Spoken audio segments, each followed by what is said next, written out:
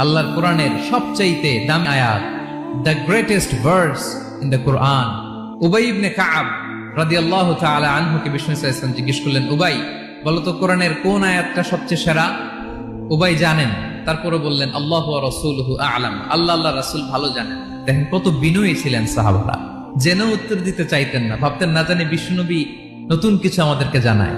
বিষ্ণুনবী আবার বললেন, তুমি কি জানো কোরআনের সবচেয়ে শ্রেষ্ঠ আয়াত কোনটা?